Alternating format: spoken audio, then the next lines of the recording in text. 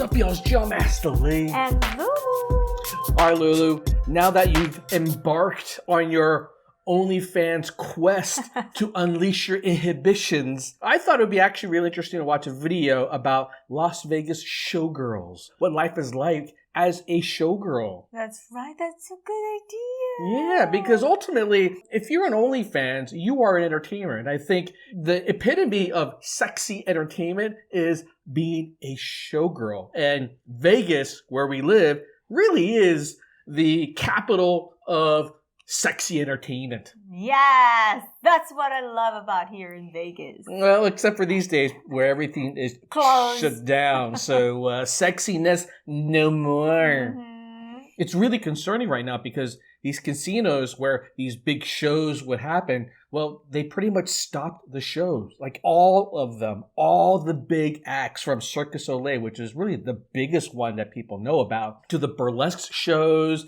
and the nudie clubs, like everything's closed down. And, you know, week after week, we hear about how 10,000 of these entertainers are laid off and then another 20, another 30. Yeah. And it's really heartbreaking because unlike, I think, a lot of other industries where, you know, if one area of the industry closes, you can go work somewhere else. Entertainment is their life. It's not like you can easily transfer that skill to like working in an office. You know, if you were a circus act, if you're a showgirl, you're kind of waiting for the world to get better. And who knows when that's going to be. Well, good thing there's an internet. You know, that's true. That's really interesting. I'm curious to see how many of these entertainers have gone online. Like, for instance, showgirls. They totally should go on OnlyFans at this point. I don't know if they were going to be able to make the kind of money they used to make, but it's something, right? Build a brand name for yourself. Get people to follow you. It takes a lot of work, as we're finding out. Yes. Why are you surprised? This is typical Lulu. She jumps into something. That's right. You're like, oh, I want to do this. And then she goes, yeah, don't ever do what I did. Don't just jump into and start something because you think, oh, this is going to make something for my life, or I was going to say this is going to make me money, but no, it's not like that.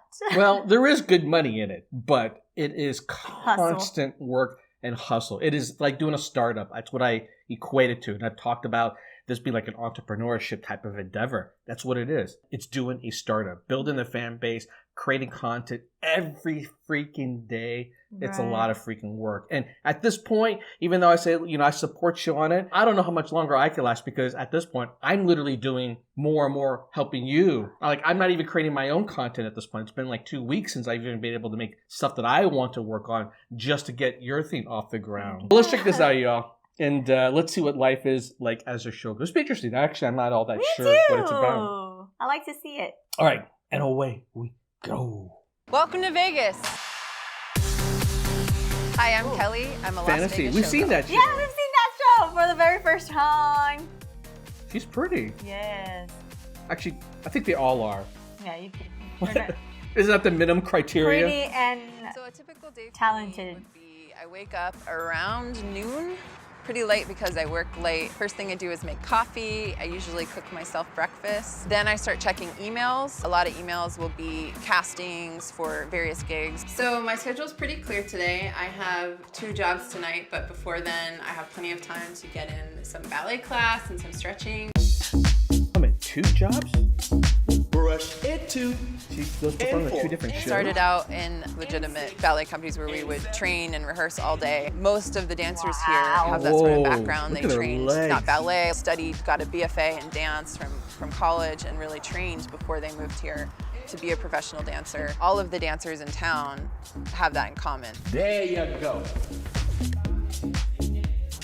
So my car is my office. I keep everything I need. I have all sorts of things, extra pairs of dance clothes. I always keep, most importantly though, my headshot and resume because I never know when I'm gonna have an audition. One of the biggest misconceptions about showgirls is that we have just one job, but in reality, I have anywhere from 0 jobs to 1 job to 6 or 7 jobs at a time, depending on what's going on. No kidding. If you're in a show, it can pay anywhere from $50 a show to over $200 a show, and it really depends on the show. And then the gigs that we do on the side generally start at about $20 an hour on the low end and can go up to hundreds of dollars an hour depending on what you're doing. She only makes $50 an hour? No, a night. A night. She says a show she gets as low as $50. After that, I'm going over to foundation rooms. When you tell people you're a showgirl, sometimes they say things like, oh, are you a stripper?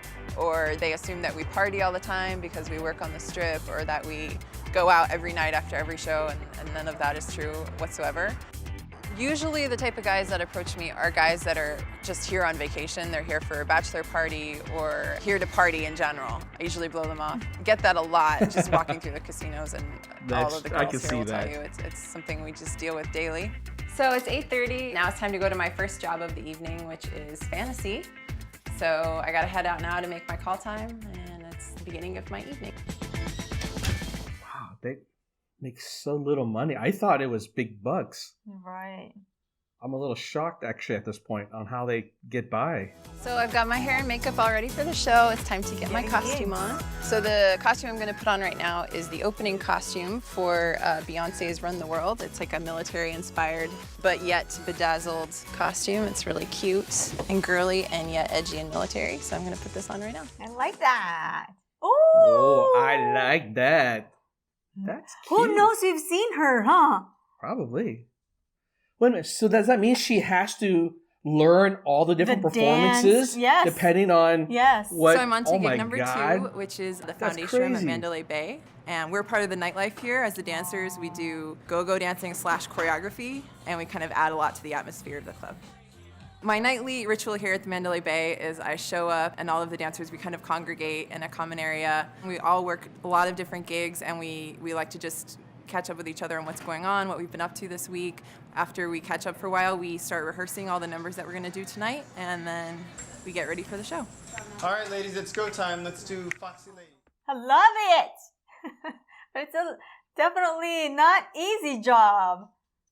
You're moving constantly. I don't know how my evening's going to turn out. Some nights I don't make any tips. Other times I'll make a $500 tip off of just one person. So yeah, it's crazy and unpredictable. My original plan when I moved here was to be here for 6 months and make some money and go back to the ballet company I was shows like in that. New Jersey. And I ended up not doing that and staying here, shocking myself and everyone. But I think the reason I did that is because I really, truly enjoyed it. Being in a show like Jubilee offered me stability and all these wonderful things. But in addition to that, I was still doing dancing, which was my passion and what I love, and enjoying my work every day and working with people that were like me, that had similar backgrounds and a similar passion. It's very toned. Well, she does dancing. I don't think I've ever seen a dancer that looks like me. Okay, guys, so it's a little after 2:30 a.m. I'm just getting home. I don't think I've ever seen a dancer that looks like me. It's been a great day, an exhausting day, 2 jobs, a lot to do. It was a lot of fun. I hope you enjoyed catching a little glimpse of my life as a Las Vegas showgirl. Thanks for hanging out with me. I'll see you next time. Wow, this is really nice. Yeah, that's really insightful. You should create more of this.